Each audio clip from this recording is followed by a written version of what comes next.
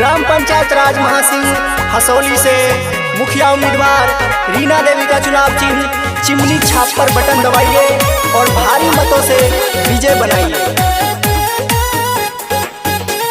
हमारा नेता कैसा हो रीना देवी जैसा हो, हमारा नेता कैसा हो रीना देवी जैसा हो। 8 नंबर 6 चिमनी निशानियो नहीं कियो बिसरब रखबे ध्यानियो।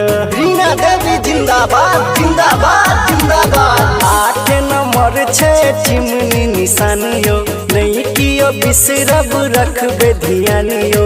सब मिल जुल का मुखिया बनाई देवैयो यो भैया यो रीना देवी के जीताई देवैयो।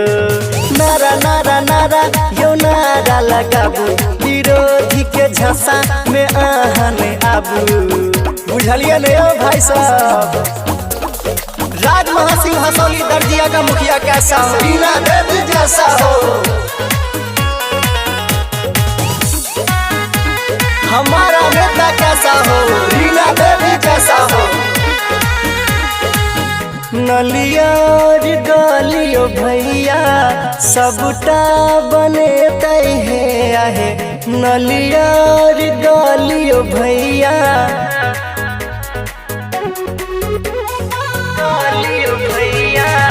वृद्धा और विकलांग लोग के पेंशन दिए तय है आहे।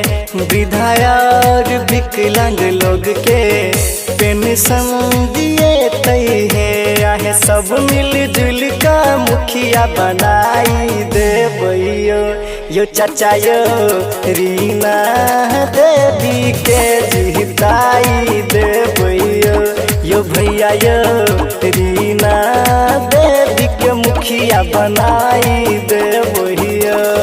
राज महासिंह हसौली दर्जिया का मुखिया कैसा हो रीना देवी जैसा हो।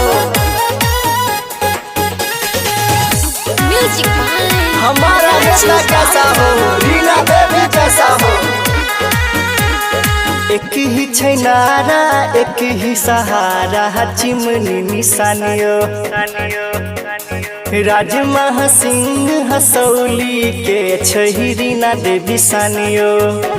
रीना देवी सानियो। एक ही छैनारा एक ही सहारा चिमनी निशानियो। राज महासिंह हसौली के छही रीना देवी सानियो। पूरा पंचायत के जनता कहे जिताई देवैयो यो भैया यो रीना देवी के जीताई देवैयो यो चाचा यो रीना देवी के मुखिया बनाई देवैयो। क्रम संख्या 8 पर चिमनी छाप पर बटन दबा के रीना देवी के भारी मत से विजय बनाओ।